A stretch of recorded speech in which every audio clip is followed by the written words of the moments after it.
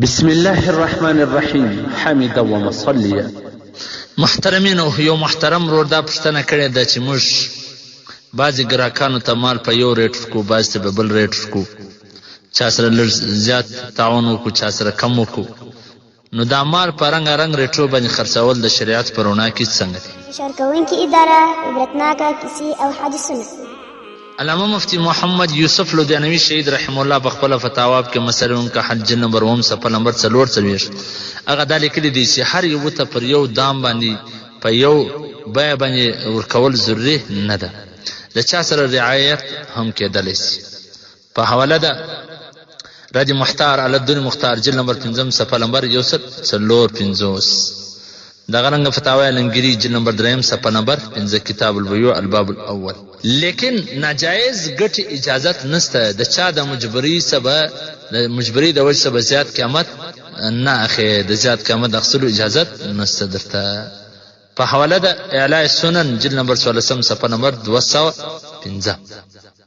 یعنی داسې به د چا د مجبری څخه ناجایز فایده څه مطلب چې هغه په دې شي نه پوهیږي، په د خراب بسم شي نه پوهیږي، یا هغه دلته راغلی د بازار ریټ نه دی معلوم، ته د 100 روپو شی په 1000 روپیو کې او بیا پر خرڅه یې د هغو د جهالت یعنی د ناخبرۍ سبب ناجایز فایده نه.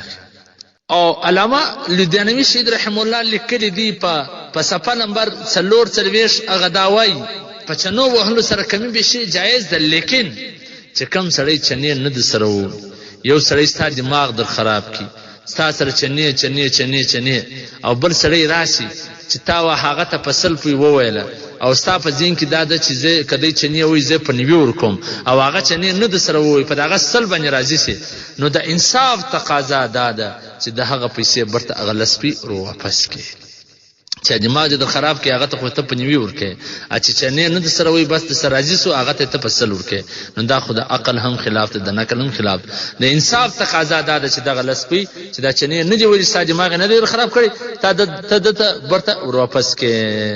په حواله در د محتار جلد نمبر 5 صفحه نمبر 154. نو محترمه جایز خدا کمی بیشي، لیکن اسنه چې څوک دماغ خراب کې هغه ته کم ورکې او چې څوک دماغ نه در خرابوي هغه ته ګران ورکې. نو چې هغه دماغ خرابول ولا ته په سور کې په ځین کې کوم نقشه یې شه چې دماغ نه کې در خراب هغه تم باید هغه پیسې برته ور واپس کول شي.